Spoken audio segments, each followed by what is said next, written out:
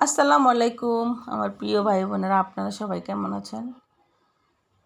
আশা করি আল্লাহর অশেষ রহমতে সবাই ভালো আছেন। আর আলহামদুলিল্লাহ আপনাদের দোয়ায় ভালোবাসা আমিও ভালো আছি। তো আমার বয়সটা ঠান্ডা লাগছে, তো আমার বয়সটা অন্যরকম কেমন জানি হয়ে গেছে। তো ভিডিওতে বয়সটা একটু অন্যরকম খারাপ লাগবে না কি লাগবে, সবার কাছে ক্ষমা দৃষ্টিতে দেখবেন। আর আজকে আমি রান্না করব দেশি মুরগি দিয়ে, পেঁপে দিয়ে। তো এখানে আমি একটা পেঁপে নিছি, একটা পেঁপের অর্ধেকটা কুটবো আর কি। ঘুরমুড়ো করে আমি রান্না ছোট করবো ছোট হচ্ছে করে পিস করলাম মুরগির আর কি। আন্ডা, মুরগির দেহ।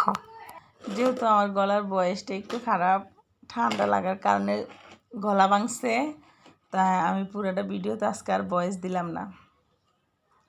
তাই আমি আপনাদেরকে রান্না দেখা যায়, আপনারা দেখতে থাকুন। আর মাঝে মাঝে একটু একটু দিব, প্রতিদিনের মতো লম্বা ভয়েস দিব না আর কি।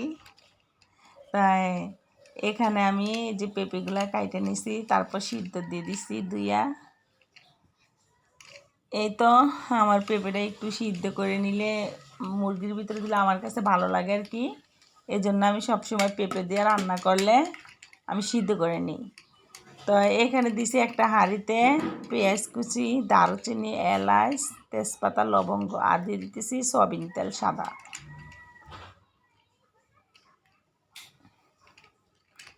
আর বললামই তো আমি মাঝে মাঝে একটু একটু বয়স দেবো, তো কে কিছু মনে করবেন না। আর এই তো এখন একটু নাড়াচাড়া করে নিতেছি। আর আমার ভাই বোনদেরকে বলতেছি, প্লিজ আমার ভিডিওটা সম্পূর্ণ দেখবেন, একটা লাইক দিবেন। আর আমার রান্না যদি আপনাদের ভালো লাগে একটু ট্রাই করে দেখতে পারেন বাসায়।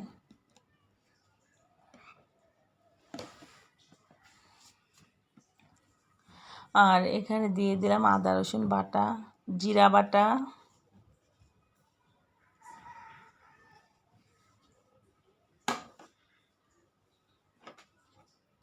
তারপর দিয়ে দিলাম ধনিয়ার গুঁড়া, মরিচের গুঁড়া,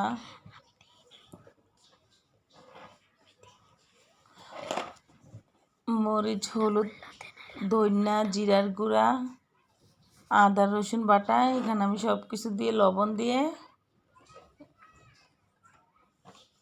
তারপর একটু ভালো মতো নাড়াচাড়া করে নিতেছি।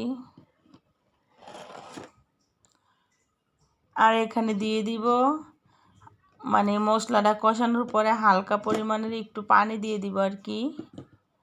তা আজকে আবার আমি গরম পানি নাই, আজকে গরম পানি করি নাই। আমি আবার সবসময় তরকারিতে যেহেতু গরম পানি দেই, আজকে আবার একটু ঠান্ডা পানি দিতেছি। আর এখানে যে দেখেন মশলাটা কিন্তু খুব ভালো মতো কষিয়ে নিছি। আর একটু একটু পরিমাণের পানিও দিয়ে দিছি।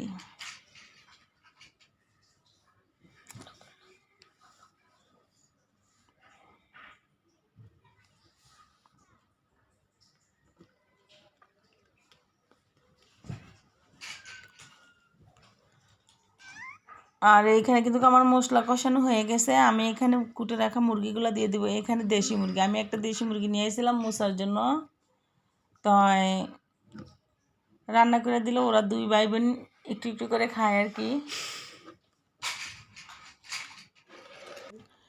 আর এই তো আমি মুরগিটার একটু কষিয়ে নিব। আর কিছুক্ষণ পরে মুরগিটা কষানো শেষ করে কিছুক্ষণ পরে রান্না অর্ধেক হইলে আর কি, মুরগিটা আধা সিদ্ধ হয়ে গেলে আমি এখানে সিদ্ধ করা পেঁপেগুলো অ্যাড করবো আর কি। আর দেশি মুরগিতে না একদম মানে হাড্ডির মতনই লাগে সব কিছু। আর দেশি মুরগার ঝোল একটু হলেও ভালো লাগে।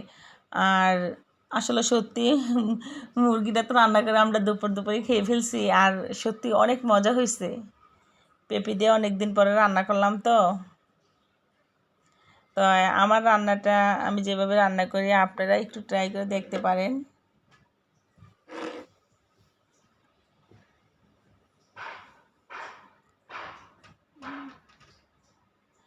আর আমার একটা অভ্যেস কি, মানে তরকারি একটু ঘন ঘন লাড়াচাড়া করি আর কি। আমার কাছে একটু ঘন ঘন লাড়াচাড়া করতে ভালো লাগে, এই জন্য আমি এই কাজটা করি। আর এখানে দিয়ে দেবো সিদ্ধ করা পেঁপেগুলা, নাড়াচাড়া করে ঢাকনা দিয়ে দিব আর কি।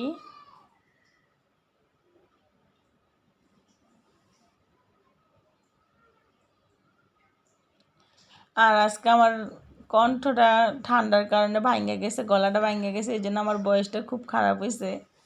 তো আপনারা কিছু মনে করেন না, ভাঙা কণ্ঠ নিয়ে ভয়েস দিলাম।